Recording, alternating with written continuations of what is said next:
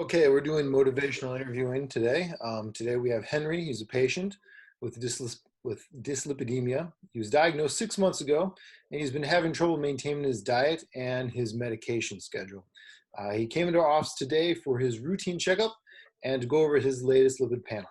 Okay, so good to see you today, Henry. Do you mind if we take a look at your lipid panel together for a moment? Sure. I'm a little bit upset that my LDL cholesterols are high. I've been trying to eat better. I have eaten a lot more fruits and vegetables since we last met. I haven't been perfect with my diet, but I slowed down on the number of times I eat fast food each week. Gotcha. Okay. Well, it sounds like you've been working really hard to implement these new changes to your diet and to change your lifestyle. I know that's got to be difficult to do. You said it's been difficult for you to give up fast food. Can you tell me a little bit about what was so difficult about that? Yeah, it's a little bit hard. Ever since I was young, I would go out and eat with my family a few times a week, and I enjoyed that experience. And it's really hard giving up the foods that I'm so comfortable eating, especially food that tastes so good. It's just very convenient and leaves me very full and satisfied. Sure. So you're worried that you have to give up foods that you really enjoy? Right. And I'm just giving up the foods I enjoy, but I also enjoy the time I spend with my family and friends eating. It's just the way I was raised. Gotcha. So you mentioned that you were trying to reduce the amount of fast food that you eat each week. What are some of the reasons that you're considering this change? Well, I know my sister, she has had problems with her cholesterol. Her doctor mentioned that it can increase her risk of heart disease. And, just recently she had a heart attack. And so I'm scared that that might happen to me if I don't change my diet. Sure, yeah. Any type of change can really be hard. I think you're doing the right thing though by addressing your concerns right now. High cholesterol definitely leads to more heart problems, so it's good that you're taking control of this now. Although I don't think you need to stop spending time with friends and family, but I do think you should consider what you eat when you're meeting with your family. Um, we talked a little bit about the DASH diet the last time that we met, and that kind of emphasized eating more fruits, vegetables, and taking in less salt. So when you combine this with maybe about 30 minutes or so of moderate physical activity 5 times a week, that really can have a huge benefit to your dyslipidemia. I'm sure you kind of remember us talking about that. But what kind of healthy foods do you enjoy right now? I actually do like eating Brussels sprouts and broccoli. Mhm. I also eat a lot of brown rice, avocados, granola. During dinner time, I'll have a small portion of salmon, but I'll also have like a double cheeseburger and fries also.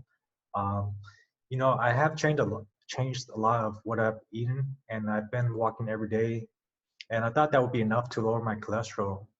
And I know that burgers might not be healthy for me, but it can't be too bad, right? Well, I think you're headed in the right direction. You've done a good job by eating more fruits and vegetables and walking every day. That's a good change.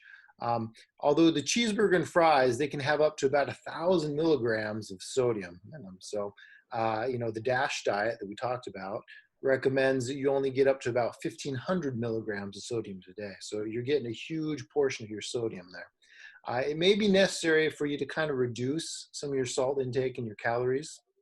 So, our goal was to get you down to less sodium and to lower your LDL cholesterol down below 100.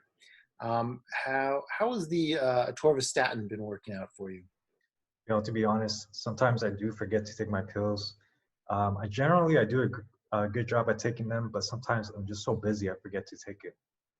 Sure. What do you think about using a pill dispenser so you don't forget to take your pills every day? I know since you're busy, it might help you remember to take your pills. Yeah, I think that's something I could actually do. But I'm still concerned that my lipids are high. I know that reducing my unhealthy food intake will reduce the risk of heart disease and diabetes and other complications. But I just don't think I'm ready to change my diet just yet. It's hard to give up the fast food. Yeah, definitely. I can understand. It's got to be challenging to give up those type of foods, especially at first when you're first trying anything. It seems like you're aware of the possible risks, though, of high LDL and the benefits associated with lowering your LDL. So, as your PA, I want what's best for you and what's best for your family. So, what do you think about this? What do you think about increasing your statin right now from 40 milligrams to 80 milligrams daily? If we do that, I think that combined with the exercise regimen that you have going, and this new diet that we're trying out here, I think that'll help to lower your LDL to that goal that we've set of 100, to get it maybe below that. So maybe we can try that, and then we can review how that's working out for you at your next appointment. What do you think about that plan? Actually, I think that will help a lot. I will try to run the 20 and 30 minutes a day. I also want to cut down on my fast food intake. Is there anything else that I should be doing with my diet? I would just say try to avoid trans fatty foods. Really pay attention to labels when you're buying foods. Focus on eating a well balanced diet that maybe has fewer animal proteins. And also try eating more proteins from things like beans and soy, like that. Other than that, I would also say make sure you're getting 20 to 30 minutes of moderate physical activity every day. I think that's a big help. Yeah, I'll see what I could do. I just don't want to have a heart attack and die at an early age. Yeah, I don't think anybody wants that for sure.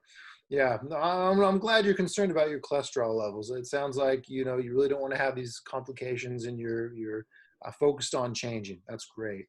I think these changes are really gonna reduce the chance of you having any of these type of complications later on. And I think you're on the right track right now with these changes. You're doing a great job. Oh, is there anything else that you wanted to talk to me today? Any other concerns that you had? No, that's all for today. Thank you. Okay, awesome.